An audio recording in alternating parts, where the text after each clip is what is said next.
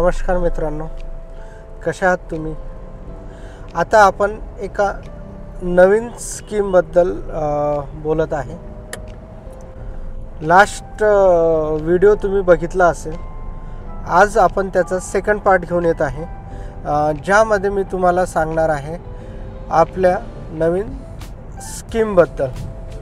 तुम्हाला माहीत असेल की केंद्र शासनाने एक नवीन स्कीम लॉन्च केलेली होती, ज्याच्यामध्ये one product one district one product, आणि ही चांगली सफल स्कीम झालेली आहे. इव्हन या स्कीमचा उद्देश असा होता की ज्याही जिल्ह्यांमध्ये चांगल्या प्रकारचे मॅन्युफॅक्चरिंग किंवा उत्पन्न होत असेल, जसं की अकोला जिल्हा आहे, या जिल्ह्यामध्ये चांगल्या प्रकारची तूर डाळाची उत्पन्न होते, तर इथं तूर डाळीचं मॅन्युफॅक्चरिंग युनिट. जसं नागपूर आहे, तिथं ऑरेंज जास्त विकल्या जातात, तर ऑरेंजसाठी त्या स्कीमसाठी शक्यतो मॅक्झिमम भर दिला होता. जसं नाशिकमध्ये अंगूर आहेत, तर अंगूर हे नाशिकसाठी.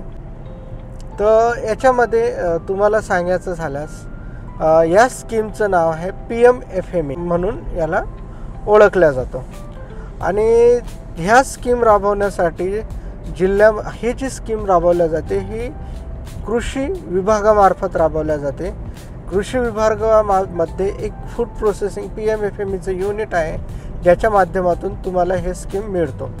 हे स्कीम घेताना तुम्हाला सगळ्यात पहिले जे काही जिल्ह्यांमध्ये DRP म्हणून निवड करण्यात आलेली आहे, जवळपास 10 ते 15 असे लोक निवडल्या जातात, महिला पुरुष निवडल्या जातात, ज्यांच्या माध्यमातून तुम्ही या स्कीमला अप्लाय करू शकता. सेम प्रोसिजर आहे जवळपास जशी PMEGPची आहे, जी मी मागच्या व्हिडिओमध्ये सांगितली. तुम्हाला ऑनलाईन अप्लाय करावं लागेल. तिथंही एक मीटिंग होणार, मीटिंगच्या माध्यमातून ती फाईल बँकेला प्रोसेस होणार. प्रोसेस करण्यासाठी तुमच्याकडे प्रोजेक्ट रिपोर्ट असणं गरजेचं आहे, तुमच्याकडे कोटेशन्स असणं गरजेचं आहे, आणि तुम्ही कोणता बिझनेस करणार आहात हे सगळे डिटेल्स तुमच्याकडे असणं गरजेचं आहे. या स्कीममध्ये तुम्ही 5 लाखांपासून, म्हणजे तसं पाहिलं तर 50,000पासून तर अप टू 10 CR तुम्ही लोन अप्लाय करू शकता. परंतु जी सबसिडी लिमिट आहे ती 10 लाखापर्यंतच आहे.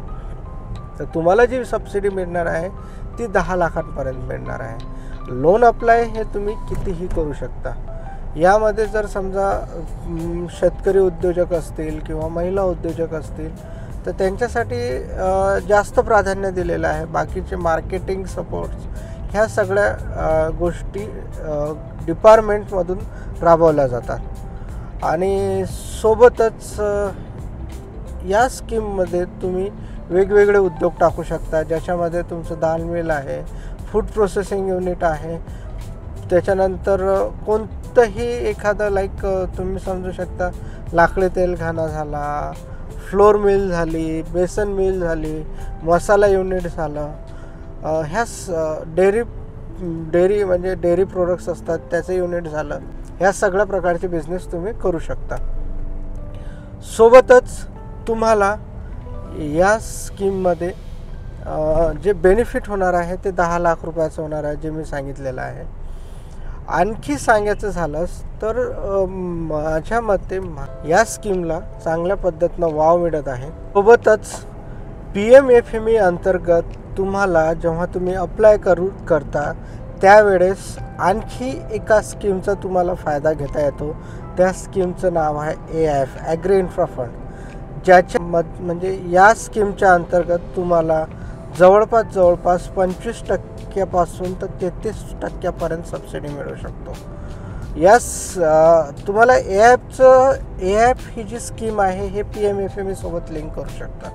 जसं की जर समजा एक उदाहरण दिलं, 30 लाखाचं जर तुम्ही लोन घेत असाल, तर 30 लाखाच्या लोनमधून तुम्हाला 10 लाख रुपये गव्हर्नमेंट ऑफ इंडिया PMFMEच्या माध्यमातून तुम्हाला सबसिडी मिळेल.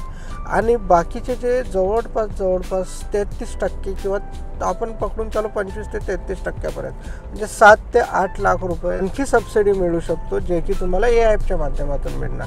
त्याच्यासाठीही तुम्हाला एक स्पेशल अप्लाय करावं लागेल AIFवरती. आणि दोन्ही स्कीमचे तुम्ही चांगल्या पद्धतीनं फायदा घेऊ शकता. म्हणजे अप टू 70% लोन अमाऊंटच्या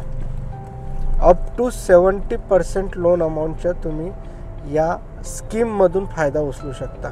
70% म्हणजे भरपूर फायदा होतो आणि खूप चांगली गोष्ट आहे की तुम्हाला चांगल्या पद्धतीनं उद्योग करण्याकरिता सहकार्य मिळू शकतो.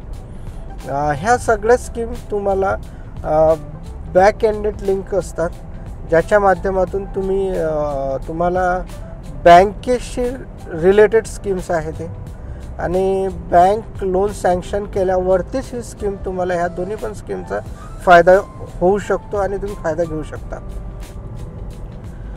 PMFME स्कीम अंतर्गत मी मॅक्झिमम तुम्हाला म्हणजे छोटे छोटे डिटेल्स दिलेले आहेत आणि सोबतच तुम्ही जर जिल्हा कृषी विभागाच्या माध्यमातून या जे तुम्ही बनवलेल्या वस्तू आहेत त्या वेगवेगळ्या ठिकाणी तुमचे जे मेळावे असतात, या मेळाव्यामध्ये तुम्ही तुमचे प्रोडक्ट डिस्प्ले करू शकता आणि तुमच्या प्रोडक्टवरती PMFME हा लोगो पण तुम्ही लावू शकता, ज्याच्या माध्यमातून तुमच्या प्रोडक्टला आणखी रिकग्नायझेशन मिळतो.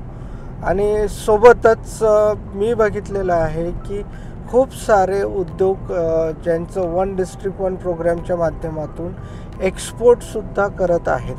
चांगल्या पद्धतीनं त्यांचे प्रोडक्ट्स एक्सपोर्ट होत आहेत. ग्रेप्स म्हणा किंवा अदर व्हेजिटेबल्स म्हणा, ह्या एक्सपोर्ट होत आहेत. नागपूरचं उदाहरण झालं, ऑरेंजेस मी भरपूर बघितलेले आहेत जे की विदेशात जात आहेत आणि त्याच्यासाठी जिल्हा कृषी ऑफिस हे खूप चांगल्या पद्धतीनं मदत करतो. त्यांची TRP मदत करतात. तर तुम्हाला त्यांच्यापर्यंत पोचावं लागेल आणि त्या स्कीमला अप्लाय करावं लागेल. सोबतच आणखी तुम्हाला काही या स्कीमबद्दल डिटेल जर माहिती करून घ्यायचं असेल, तुम्ही pmfme.government.in या वेबसाईटला भेट द्या आणि पूर्णपणे स्कीमची गाईडलाईन वाचून तुम्ही अप्लाय करा. नक्कीच तुम्ही तुमचा उद्योग स्टार्ट करू शकता या वर्षात. आणि आणखी तुम्हाला काही जर आमच्याकडनं माहिती हवी असल्यास तुम्ही आमच्या ईमेल ID वरती मेल करा, आम्ही नक्कीच तुम्हाला मदत करू. म्हणजे आणखी असे व्हिडिओज जर आपल्याला लागत असतील तर नक्कीच लाईक, शेअर आणि कमेंट करा. आणि धन्यवाद. थँक्यू.